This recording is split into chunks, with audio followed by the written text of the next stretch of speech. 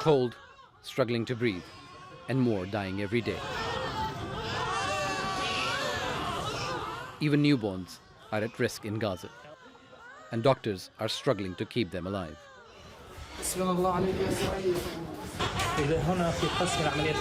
Normally, these premature babies would be in an incubator, but with no oxygen available, they are being wrapped up in all that is available against the cold and taken to another part of the al-Shifa hospital with electricity to help them survive. Israel's war on Gaza has wrecked healthcare services, and medical staff can only offer basic first aid.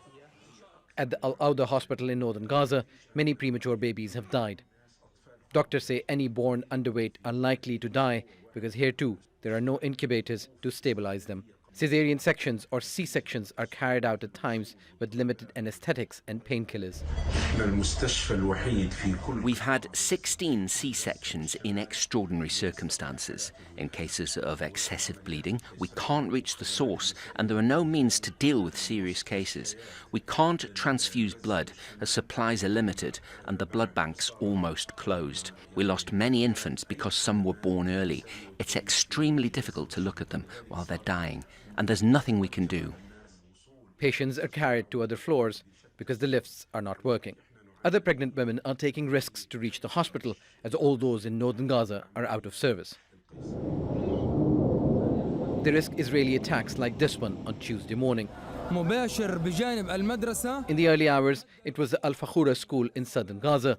The region is where people in northern Gaza were told to move for safety by the Israeli military. Yet, it continued its bombardment there. They forced us to leave our houses. They brought us here to these schools. We were targeted, and most of those who lost their lives are children and women. All of them, women and children. They said that these schools are safe, but they are not. They claim to be peaceful people, that they take care of civilians, but in fact they are terrorists who attacked schools and defenseless people. We were sleeping, and of a sudden they targeted the school, and shrapnel went into the classrooms. Fighters with Hamas's armed wing, the Qassam Brigade, say if Israel observes a ceasefire and allows the delivery of humanitarian aid, they're willing to release captives. The enemy has requested the release of 100 women and children held captive in Gaza. We told the mediators that we are asking for a 5-day truce, in which we will release 50 women and children, and this number might actually go up to 70. But the UN's Agency for Palestinian Refugees says even if aid gets through, it doesn't have the fuel to enable its trucks to deliver supplies.